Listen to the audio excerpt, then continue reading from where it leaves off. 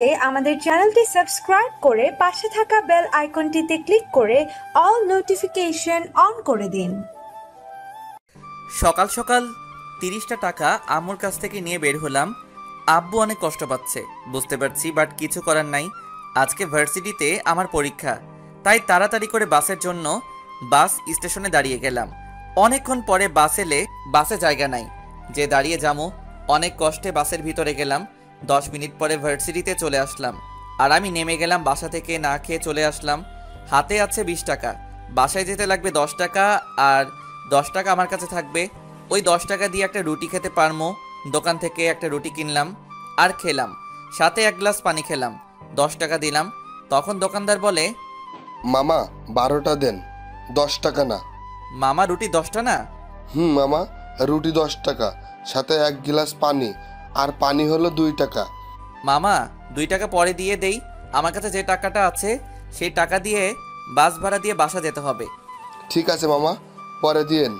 আমি ভার্সিটির ভিতরে চলে গেলাম। সোজা আমি আমার সিট খুঁজতে লাগলাম।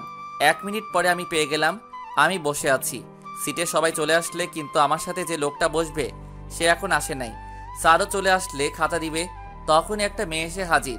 সবাই ওই মেয়ের দিকে হ্যাঁ করে তাকিয়ে আছে।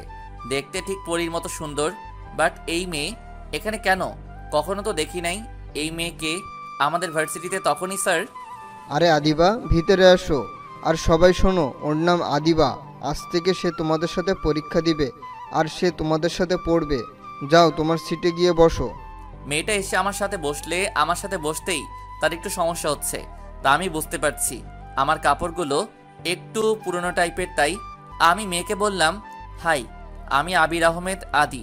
মেয়েটা ভাব নিয়ে কোনো কথা বলে না।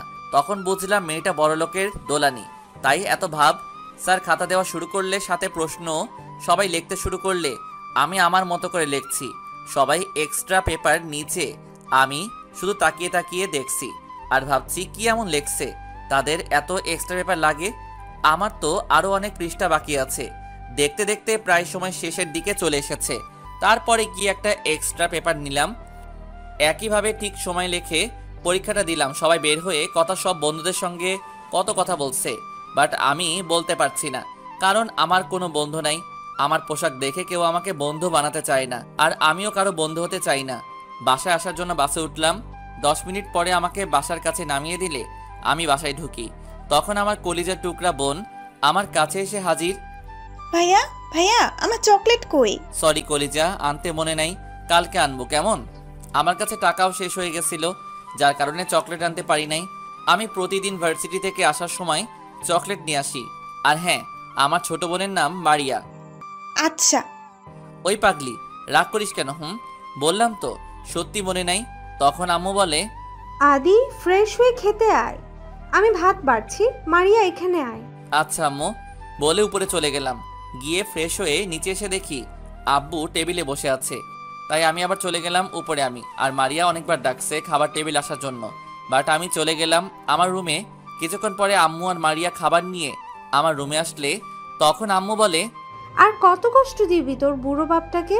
সে অনেক কষ্ট পাইছে। তো আমি কি করব সে কষ্ট পেলে? তুই কি করবি মানে? তোর বাপের সাথে আজ থেকে 4 বছর ধরে কথা বলিস না। একটু কথা বললে কি হয়?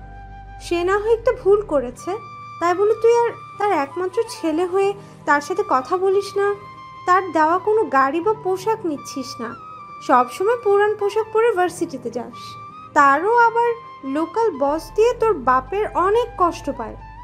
কার জন্য সে এত টাকা ইনকাম করে বল? আমি কি তাকে বলছি যে আমার টাকা লাগবে বা আমার জন্য টাকা ইনকাম করতে? আমি কোনো কিছু বলি নাই। আর আমি তো এই বাড়ি থেকে চলে যেতে চাইছিলাম, শুধু তোমার অনুরোধটা আমি ফেলতে পারি না। আম্মু কি সব বলে আগের কথা? ভাইয়াকে আগে খাবার দাও দাও। আম্মু আমাকে খাবার দিলে আমি চুপচাপ করে খাবার খেয়ে বাসা থেকে বের হলাম। মাঠে গেলাম খেলতে। অনেকদিন পরে খেলতে গেলাম। আমাকে মাঠে দেখে এলাকার ছোট ভাইরা অনেক খুশি হলে সবাই আমার কাছে আসলে, আর সবাই বলছে, ভাই এতদিন পরে আপনি মাঠে আসলেন। আমি বললাম তাহলে চলে যাই আমি। আসলে আমাকে সবাই সম্মান করে। আব্বুর জন্য আমার পরিচয়টা দিয়ে নেই, আমি আবির আহমেদ আদি, আদি গ্রুপের মালিক। আব্বু হলো দেশের 10 জন ধনীদের মধ্যে একজন। আর একটা ছোট বোন আছে, নাম মারিয়া। আপনারা তো জানেন আমি আমার বোনকে অনেক ভালোবাসি। আম্মু বাসায় থাকে, আমাদের জন্য মজার মজার রান্না করে। আমাদের বাসা সবাই ঢুকতে পারে না, গেটের সামনে একটা লক আছে যা চোখের ফিঙ্গারে বা আঙুলের চাপের মধ্যে খুলে বা দারোয়ান দিয়ে খুলাই, কারণ আব্বু অনেক শত্রু আছে যদি কোনো ক্ষতি করে। তাই মাঠে সবার সাথে অনেকক্ষণ ক্রিকেট খেললাম, ভালো লাগলে সন্ধ্যার সময় বাসায় গেলাম, গিয়ে হাত মুখ ধুয়ে পড়ার টেবিলে বসলাম। অনেকক্ষণ পড়ার পরে আম্মু এক গ্লাস দুধ আর কিছু হালকা নাস্তা দিয়ে গেলে আমি ওইগুলো খেয়ে আবার পড়তে বসলাম। পড়তে পড়তে 11টা বেজে গেছে। আম্মু আমাকে পড়ার টেবিলে থেকে তুলে নিয়ে খাবার টেবিলে বসালে খাবার খেতে আমি হাত ধুয়ে খেতে বসলাম।